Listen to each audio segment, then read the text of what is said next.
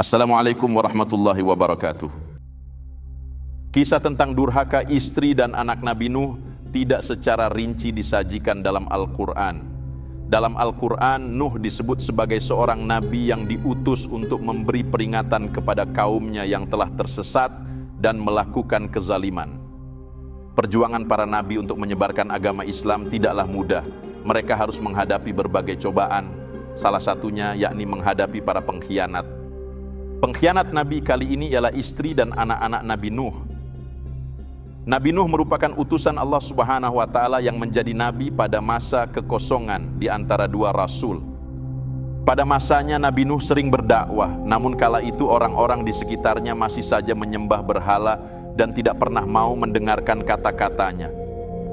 Para kaum kafir itu tak pernah percaya segala ucapan Nabi Nuh bahwa dia merupakan utusan Allah Subhanahu wa Ta'ala yang bertugas untuk memberikan pengajaran kepada mereka.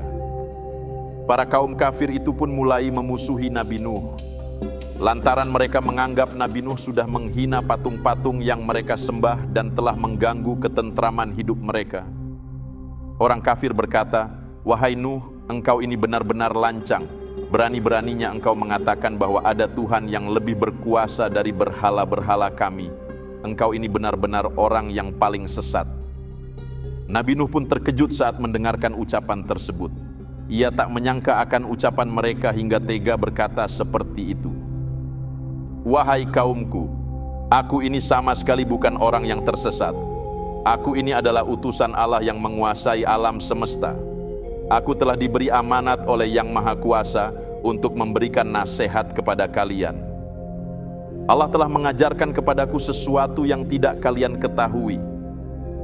Dan aku berniat mengajarkan kepada kalian hal-hal yang tidak kalian ketahui itu," jawab Nabi Nuh dengan lemah lembut.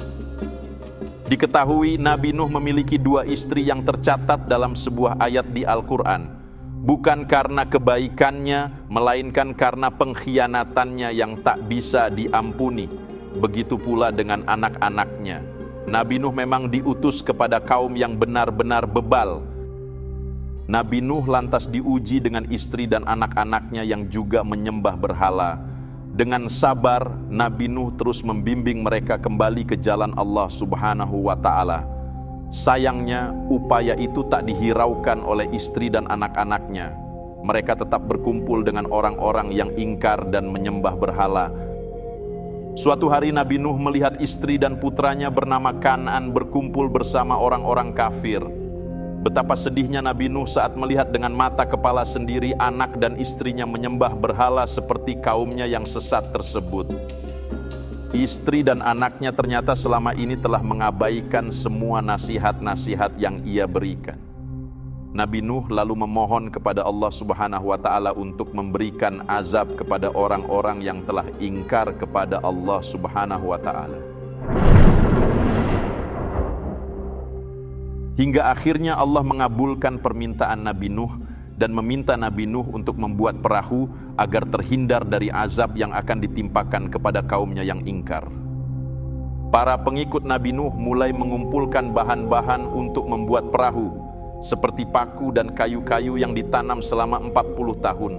Allah Subhanahu wa Ta'ala lantas membimbing Nabi Nuh dan para pengikutnya dan semua jenis hewan berpasang-pasangan. Saat Nabi Nuh dan pengikutnya selesai membangun kapal, banjir besar pun datang. Sang Nabi berusaha untuk menyelamatkan keluarganya, namun tidak berhasil karena mereka bukanlah orang yang beriman kepada Allah Subhanahu wa Ta'ala. Istri dan anak-anak Nabi Nuh pun ikut tenggelam bersama berhala-berhalanya. Allah Subhanahu wa Ta'ala berfirman, Nuh berkata, "Ya Tuhanku, janganlah engkau biarkan orang-orang kafir itu tinggal di atas bumi.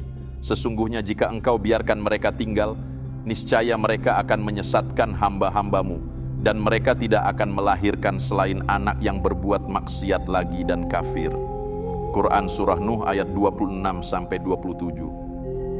Semoga kisah istri dan anak Nabi Nuh yang durhaka ini menjadi peringatan bagi kita semua. kita dapat mengambil pelajaran tentang pentingnya taat kepada Tuhan dan menjauhi larangannya. Mari bersama-sama merenungkan dan meningkatkan kualitas hidup kita agar menjadi pribadi yang lebih baik. Akhir kata, saya ucapkan terima kasih. Semoga ini dapat memberikan ilmu dan manfaat bagi kita semua dan menjadikan kita pribadi yang lebih beriman. Assalamualaikum warahmatullahi wabarakatuh.